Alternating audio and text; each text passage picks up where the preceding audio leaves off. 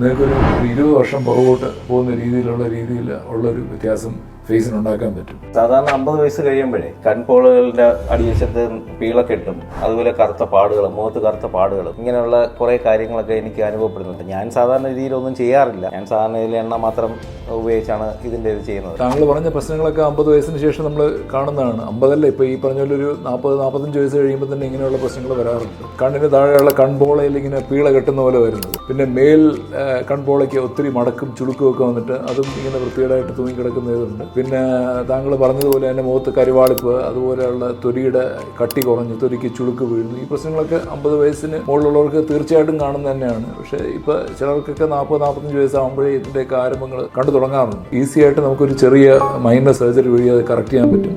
ഐലിഡിനെ shape ചെയ്യുന്ന ഓപ്പറേഷനാണ്. അപ്പോൾ ബ്ലിഫറോപ്ലാസ്റ്റി എന്നൊരു വലിയ വാക്കിലാണ് ഇതിനെ അറിയപ്പെടുന്നത്. ലോക്കൽ അനസ്തീഷ്യ ചെയ്തിട്ട് അന്ന് തന്നെ നമുക്ക് വീട്ടിൽ പോകാൻ പറ്റുന്ന രീതിയിലുള്ള ഓപ്പറേഷനാണ്. ഈ പറഞ്ഞ പോലെ നമുക്ക് ആവശ്യമില്ലാത്ത തൊലി എക്സസ് ആയിട്ടുള്ള സ്കിന്നൊക്കെ റിമൂവ് ചെയ്തിട്ട് കൊഴുപ്പടിഞ്ഞ് കൂടിയിട്ടുണ്ടെങ്കിൽ അതുമൊക്കെ റിമൂവ് ചെയ്ത് ആ പീളകെട്ടൽ നല്ലോണം മാറ്റി നിങ്ങൾക്കൊരു 20 വർഷം പുറകോട്ട് പോകുന്ന രീതിയിലുള്ളൊരു വ്യത്യാസം ഫേസിനുണ്ടാക്കാൻ പറ്റും. മേൽപ്പോളയ്ക്കും ചെയ്യുന്നത്, അതായത് മേൽപ്പോളയ്ക്ക് ഇതുപോലെയുള്ള അപജയം വന്നു കഴിഞ്ഞാൽ കണ്ടമാനം തൊലി തൂങ്ങി കിടക്കുകയാണെന്നുണ്ടെങ്കിൽ അത് നമുക്ക് ഇതേ രീതിയിൽ നമുക്ക് സർജറി ചെയ്ത് മാറ്റി കണ്ണിനെ നല്ല വികസിപ്പിച്ച് നേരത്തെ ഞാൻ പറഞ്ഞ പോലെ 20 വയസ്സ് പിന്നിലോട്ട് നമുക്ക് കൊണ്ടുപോകാൻ പറ്റും.